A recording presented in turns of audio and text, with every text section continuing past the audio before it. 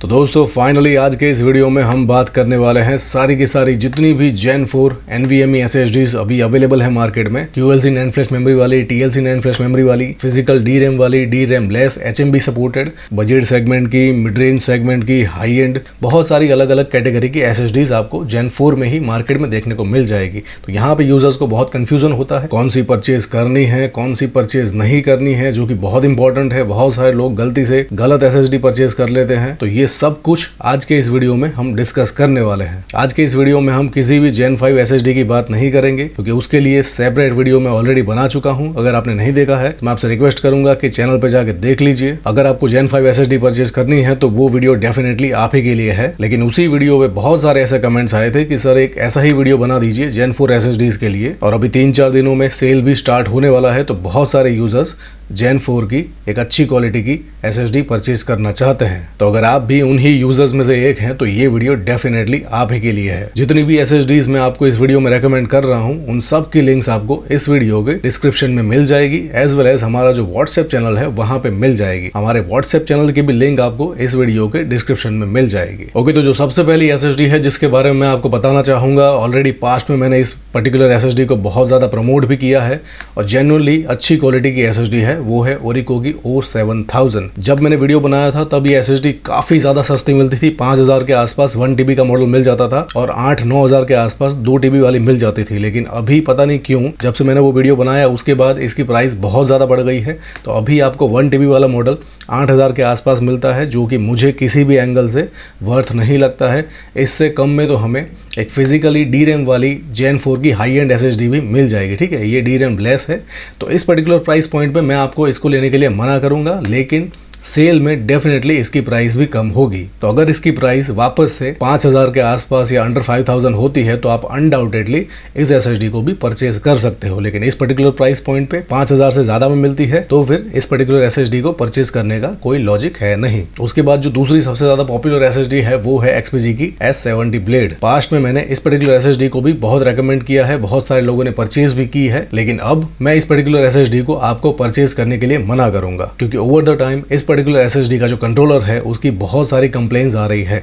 इसमें इनोग्रिड कंपनी का कंट्रोलर लगा हुआ है जिसका फेलियर रेट बहुत ज़्यादा है। बहुत सारे यूजर्स ने ऑल ओवर द वर्ल्ड ये रिपोर्ट किया है कि ये पर्टिकुलर SSD बहुत ज़्यादा फेल हो रही है। ठीक है, उसी पर्टिकुलर एक सिंगल रीज़न की वजह से मैं आपको इस SSD को परचेज करने के लिए मना करूंगा। अगर हम टेक्निकल स्पेसिफिकेशन को देखें तो ये SSD बहुत अच्छा साउंड करती है, बहुत अच्छी दिखती है ऑन पेपर्स, लेकिन रियलिटी में इसका जो फेलियर रेट है वो बहुत ज़्यादा है। और उसी सिंगल रीज़न की वजह से ये SSD चाहे आपको कितने ही प्राइस में मिल जाती है, सस्ते में भी मिल जाती है, तो भी मैं आपको इसको लेने के लिए मना करूंगा। इसका एक बेटर अल्टरनेटिव या बेटर ऑप्शन आगे इस वीडियो में मैं आपको दिखाता हूं। उसके बाद है Seagate की FireCuda 530R। अभी ये इकलौती Seagate की ऐसी SSD है जो कि अवेलेबल है, लेकिन इसको भी मैं आपको परचेज करने के लिए मना करूंगा बिकॉज ऑफ द प्राइस। ठीक है, ये Gen 4 की हाई एंड SSD है। 530 आती थी, उसके बाद ये लॉन्च हुई है 530R, जिसमें जो TBW रेटिंग है उन्होंने बढ़ा के कर दिया है 1100। तो TBW रेटिंग को भी अगर आप देखोगे तो भी बहुत अच्छा साउंड करती है, स्पीड भी बहुत अच्छी है, फिजिकल DRAM भी है, TLC NANड फ्लैश मेमोरी भी है। लेकिन यहाँ पे जो इसकी प्राइस है 9500 रुपये, उसको ही देखते हुए मैं आपको इसको लेने के लिए मना करूंगा, क्योंकि इतनी प्राइस में आपको काफ़ी अच्छी SSDs, इससे भी बेटर SSDs मिल जाती है। इसी सिंगल रीज़न की वजह से मैं आपको इसको लेने के लिए मना करूंगा। अब ये जो प्राइस है अमेजोन वाले कह रहे हैं कि ये सेल का प्राइस है। ठीक है, सेल अभी टेक्निकली चालू नहीं हुआ है, 22 तारीख से चालू होने वाला है, लेकिन अभी यहाँ पे सेल की प्राइस लाइव हो चुकी है।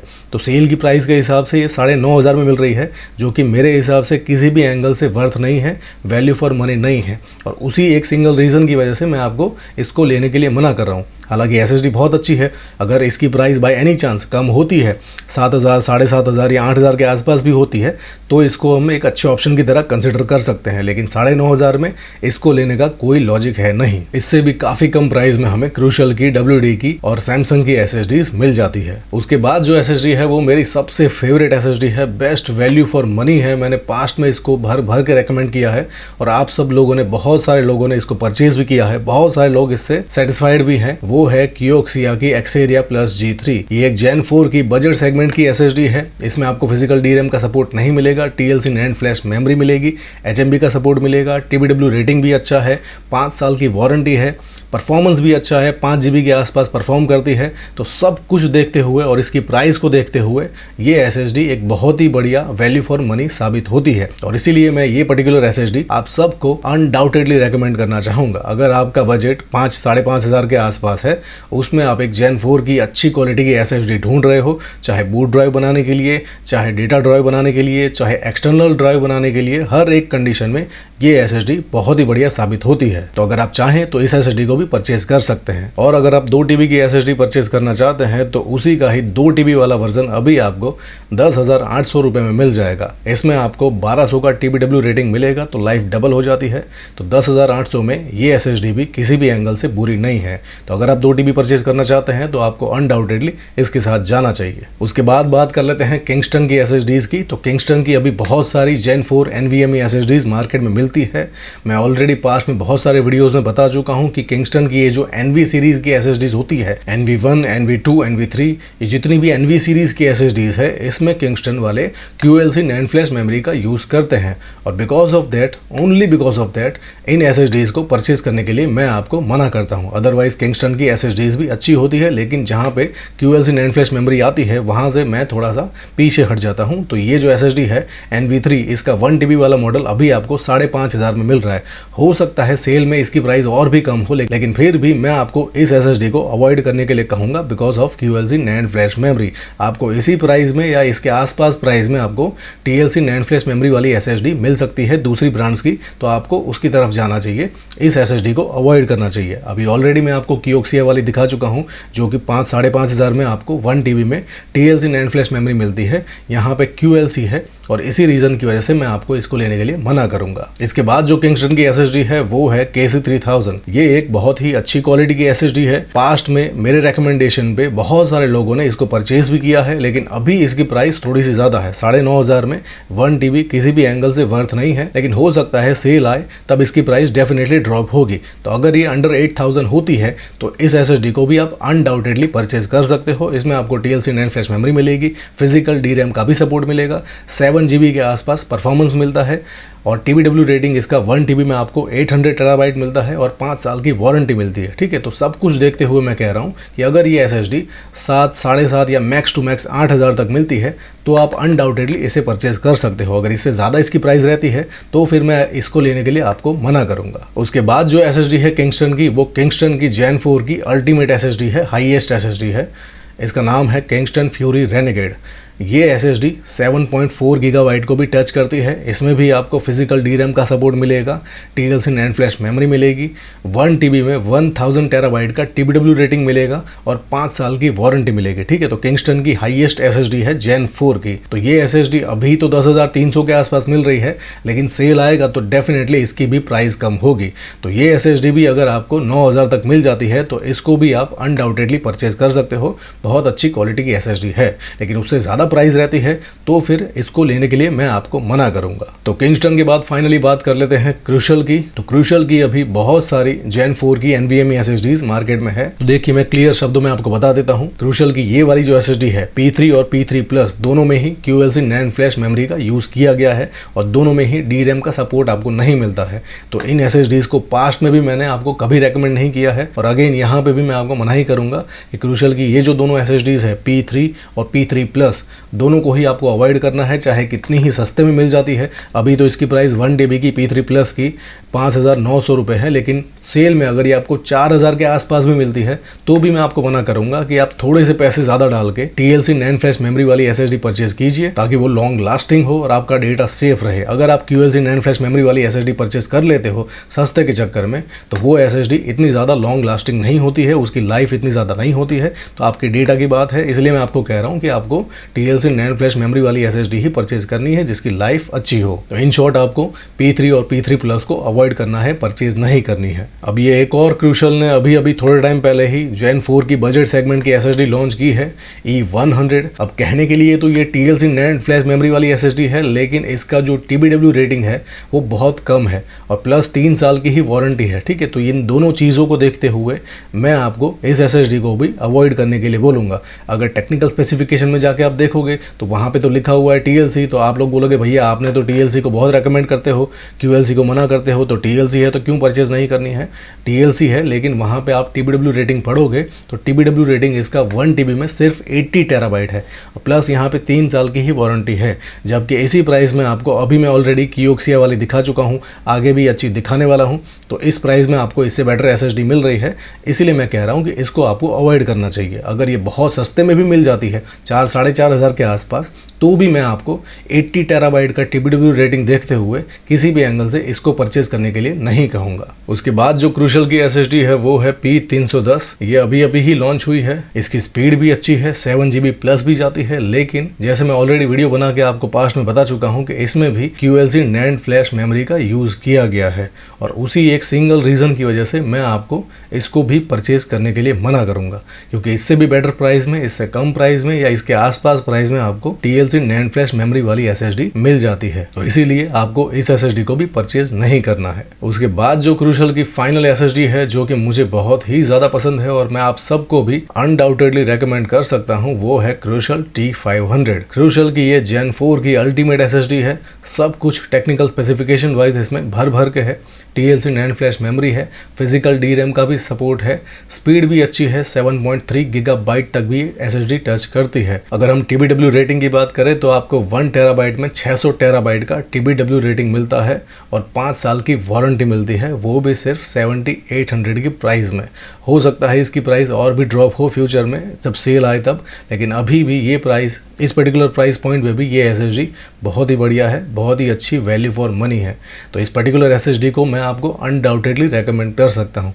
इसके अलावा जितनी भी क्रूशल की SSD की अभी हमने बात की है, उन सब में कहीं ना कहीं या तो QLC NAND फ्लैश मेमोरी है, या तो उसका TBW रेटिंग अच्छा नहीं है, या तो वारंटी कम है। उन सारे रीजंस की वजह से मैंने आपको उनको लेने के लिए मना किया था, लेकिन ये इकलौती क्रूशल की SSD है जिसको मैं आपको रेकमेंड करना चाहूँगा। तो अगर आपको अभी एक Gen 4 की अल्टीमेट SSD परचेज करनी है तो आप अनडाउटेडली इस पर्टिकुलर SSD को परचेज कर सकते हो। तो फाइनली क्रूशल के बाद अब बात कर लेते हैं WD की, वेस्टर्न डिजिटल। तो WD की ये वाली जो SSD है SN5100 अभी थोड़े ही टाइम पहले लॉन्च हुई है। WD में सबसे लेटेस्ट रिलीज़ है। स्पीड भी अच्छी है, स्पीड इसकी 7 GB तक भी टच करती है, 5 साल की वारंटी भी है। लेकिन ये एक QLC NAND फ्लैश मेमोरी वाली SSD है जिसकी लाइफ बहुत कम होती है। मैंने इस पे ऑलरेडी एक डेडिकेटेड वीडियो बना रखा है, नहीं देखा है तो जाके देख लीजिए ताकि पूरी कहानी समझ में आ जाए। और उसी सिंगल रीज़न की वजह से मैं आपको इस SSD को परचेज़ करने के लिए मना करूँगा। और इसकी प्राइस भी बहुत ज़्यादा है, इससे कम प्राइस में हमें TLC NAND फ्लैश मेमोरी वाली SSD मार्केट में मिल जाती है। तो इतनी ज़्यादा प्राइस दे के हमें QLC NAND फ्लैश मेमोरी वाली SSD परचेज़ करने का कोई रीज़न है नहीं, और इसीलिए मैं आपको इस SSD को अवॉइड करने के लिए बोलूँगा। उसके बाद जो SSD है वो मेरी WD की सबसे फेवरेट SSD है, क्योंकि जिस प्राइस में मिलती है, जिस स्पेसिफिकेशन के साथ मिलती है, सब कुछ देखते हुए, पूरे पैकेज को देखते हुए ये एक ultimate value for money SSD है। और मुझे ऐसा लगता है कि बहुत ही जल्द ये SSD डिसकंटिन्यू होने वाली है। SN5000 मैं ऑलरेडी बता चुका हूँ कि SN5100 आ चुकी है जिसमें QLC NAND फ्लैश मेमोरी का यूज़ किया गया है। हो सकता है SN5000 फ्यूचर में डिसकंटिन्यू हो जाए, और इसलिए मैं आप सबको कहना चाहता हूं कि अभी भी SSD मार्केट में मिल रही है। सेल में इसकी प्राइस डेफिनेटली कम होगी।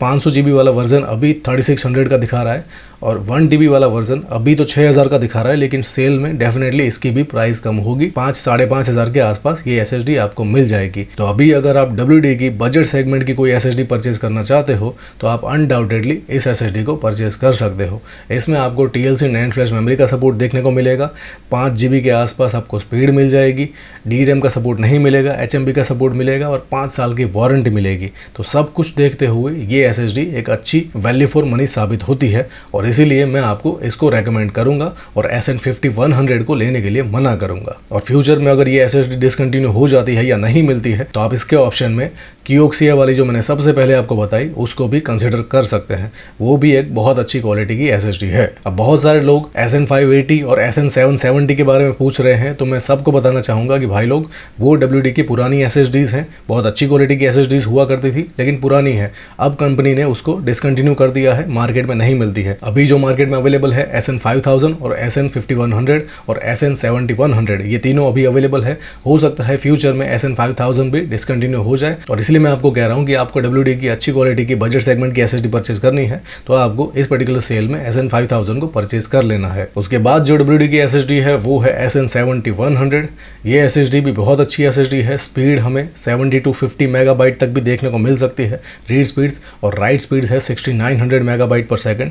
5 साल की वारंटी मिलती है, TLC NAND फ्लैश मेमोरी मिलती है, DRAM का आपको इसमें सपोर्ट नहीं मिलता है, HMB का सपोर्ट मिलता है और 5 साल की वारंटी मिलती है। अभी तो इसकी प्राइस 7400 है, लेकिन डेफिनेटली सेल में इसकी प्राइस 6500 के आसपास हो जाएगी या उससे भी कम हो जाएगी। तो उस पर्टिकुलर प्राइस पॉइंट पे सब कुछ देखते हुए, speed, TLC NAND flash memory, 5 साल की वारंटी, सब कुछ कंसिडर करते हुए ये SSD भी एक बहुत अच्छी SSD साबित होती है। तो अगर आपको WD में Gen 4 में मिड रेंज कैटेगरी की SSD चाहिए तो आपको इसको परचेस करना चाहिए। अगर आपको उससे भी कम जाना है, आपका बजट उससे भी कम है, तो आपको SN5000 के साथ जाना चाहिए। और अगर आप WD की एक अल्टीमेट Gen 4 वाली SSD परचेस करना चाहते हैं तो फिर आपको WD SN850X के साथ जाना चाहिए। इसमें आपको 7.4 गीगाबाइट तक की स्पीड मिलेगी, TLC NAND फ्लैश मेमोरी का सपोर्ट भी मिलेगा, फिजिकल DRAM का भी सपोर्ट मिलेगा और 5 साल की वारंटी मिलेगी। ठीक है, तो ये WD की अल्टीमेट Gen 4 SSD है जिसको आपको परचेस करना चाहिए। अब अभी तो इसकी प्राइस 9800 के आसपास है, जो कि किसी भी एंगल से वर्थ नहीं है, लेकिन सेल में इस पर्टिकुलर SSD की भी प्राइस डेफिनेटली कम होगी। 8-8500 के आसपास आपको 1 TB वाली मिल जाएगी और 15-16 के आसपास आपको 2 TB वाली मिल जाएगी। ठीक है, तो अगर आपको Gen 4 की एक अल्टीमेट SSD सर्च कर रहे हो तो आप इस पर्टिकुलर SSD के साथ भी जा सकते हो। तो फाइनली बात कर लेते हैं सैमसंग की भी। तो सैमसंग की भी अभी बहुत सारी M.2 NVMe SSDs मार्केट में मिलती है, Gen 3 वाली, Gen 4 वाली, Gen 5 वाली, लेकिन यहाँ पे पर्टिकुलरली हम Gen 4 की SSDs की ही बात करेंगे। तो सबसे पहली जो SSD है जो मैं आपको दिखाना चाहता हूँ, हालांकि ये Gen 4 वाली SSD नहीं है, Gen 3 वाली है, लेकिन बहुत सारे यूज़र अभी भी इसके बारे में पूछते हैं कि सर सैमसंग की 980 कैसी है, बता दीजिए, मुझे परचेज़ करनी है। तो भाई ये SSD तो बहुत अच्छी थी, अभी भी बहुत अच्छी है टेक्निकल स्पेसिफिकेशन वाइज, लेकिन अब क्योंकि मार्केट में इससे भी कम प्राइस में इससे भी बेटर ऑप्शंस अवेलेबल है, इसी पर्टिकुलर सिंगल रीज़न की वजह से मैं आपको इसको परचेस करने के लिए मना करूंगा। इसकी प्राइस देख लो 8200, अगर ये सेल में आती भी है तो भी, अगर 6000 के आसपास भी होती है तो भी 6000 में मैं इसको लेने के लिए आपको मना करूंगा, क्योंकि उससे भी कम प्राइस में हमें SN5000 मिल जाती है, क्योक्सिया वाली मिल जाती है। तो वो सारी SSDs है वो इससे बेटर SSDs हैं, इससे बेटर स्पीड प्रोवाइड करती है। तो इसको लेने के लिए अब कोई रीज़न हमारे पास बचता नहीं है। पास्ट में एक अच्छी SSD हुआ करती थी, बहुत सारे लोगों ने मेरे रिकमेंडेशन पे परचेज भी की है, लेकिन अभी के मार्केट को देखते हुए मैं इस SSD को आपको लेने के लिए मना करूंगा। उसके बाद जो सैमसंग की SSD है वो है 980 Pro। इसको भी लेने के लिए मैं आपको मना करूंगा, क्योंकि अभी मार्केट में 990 Pro आ चुकी है। 980 Pro पुराना वर्जन है, कहीं कहीं पे ये SSD दिख भी जाती है और बहुत ज़्यादा प्राइस में दिखती है, तो इसको परचेज करने के लिए भी मैं आपको मना करूंगा। हालांकि SSD में कोई बुराई नहीं है, अगर आप टेक्निकल स्पेसिफिकेशन को देखो तो सब कुछ अच्छा है। इसमें TLC NAND फ्लैश मेमोरी है, DRAM भी है, TBW रेटिंग भी अच्छा है, स्पीड्स भी अच्छी है, वारंटी भी अच्छी है। लेकिन क्योंकि ये एक आउटडेटेड SSD है, इससे भी बेटर ऑप्शन सैमसंग के खुद के पास और दूसरी कंपनीज के पास अवेलेबल है, उसी सिंगल रीजन की वजह से मैं आपको इसको भी परचेज करने के लिए मना करूंगा। उसके बाद जो सैमसंग की SSD है वो है सैमसंग 990 EVO। ठीक है, 990 EVO प्लस नहीं है, ये 990 EVO है, तो प्लस से पुराना वाला वर्जन, जो कि 5 GB की स्पीड को ही अचीव कर पाती थी। DRAM लेस SSD है, TLC NAND फ्लैश मेमोरी है और 5 साल की वारंटी है, लेकिन इसकी प्राइस अभी बहुत ज़्यादा है। अगर सेल में ये SSD आती भी है, 6000 के आसपास भी होती है, तो भी मैं आपको इसको लेने के लिए मना करूंगा, क्योंकि इससे बेटर ऑप्शन, इससे जो अगले वर्जन है वो अभी हमारे पास अवेलेबल है सैमसंग में और दूसरी कंपनियों में, तो उन्हीं सब चीज़ों को देखते हुए मैं इसको भी लेने के लिए आपको मना करूंगा। उसके बाद जो सैमसंग की SSD है वो है 990 EVO प्लस। अभी जो हमने देखी वो थी 990 पुराना वाला वर्जन, ये नया वाला वर्जन है 990 EVO प्लस, जिसमें आपको TLC NAND फ्लैश मेमोरी का सपोर्ट देखने को मिलता है, DRAM का सपोर्ट नहीं मिलता है, HMB का सपोर्ट मिलता है, स्पीड आपको 7 GB प्लस भी मिल जाती है और 5 साल की वारंटी मिलती है। अभी ये SSD 8300 में है, लेकिन सेल में डेफिनेटली इसकी प्राइस कम होगी। तो अगर आपको सैमसंग की Gen 4 की बजट सेगमेंट की SSD परचेस करनी है विदाउट DRAM, तो आप डेफिनेटली इसके साथ जा सकते हो, लेकिन प्राइस को भी आपको कंसिडर करना पड़ेगा। अभी इसकी प्राइस 8300 है, अगर सेल में इसकी प्राइस 6-6.5 के आसपास होती है तो ही मैं आपको इसको लेने के लिए बोलूंगा, क्योंकि इसका सीधा सीधा कॉम्पिटिशन होता है SN7100 के साथ।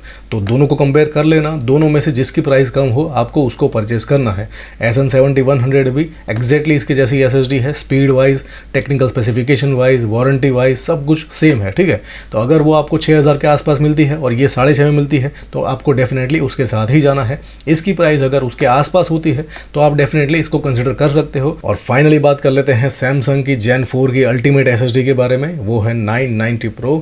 इसमें आपको TLC NAND फ्लैश मेमोरी मिलेगी, फिजिकल DRAM का भी सपोर्ट मिलेगा। स्पीड्स की अगर हम बात करें तो 7.4 गीगाबाइट को भी ये SSD टच करती है और 5 साल की वारंटी मिलती है और अच्छा TBW रेटिंग मिलता है। तो सब कुछ, हर एक टेक्निकल स्पेसिफिकेशन यहाँ पे आपको भर भर के मिलते हैं और इसीलिए मैंने कहा कि ये सैमसंग की Gen 4 की अल्टीमेट SSD है।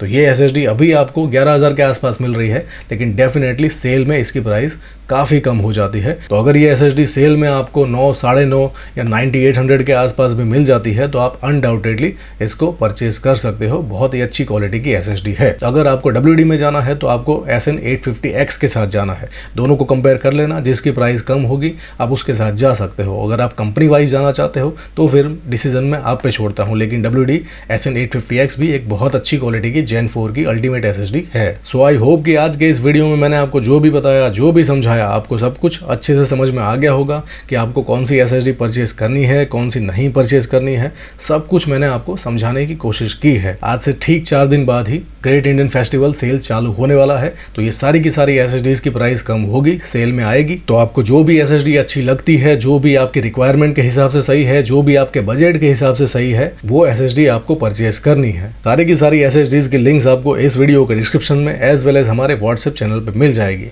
सो आई होप कि जो भी बताया, जो भी समझाया, सब कुछ अच्छे से समझ में आ गया होगा। लेकिन फिर भी कोई इशू है तो पूछिए, I will definitely answer you. Thank you so much.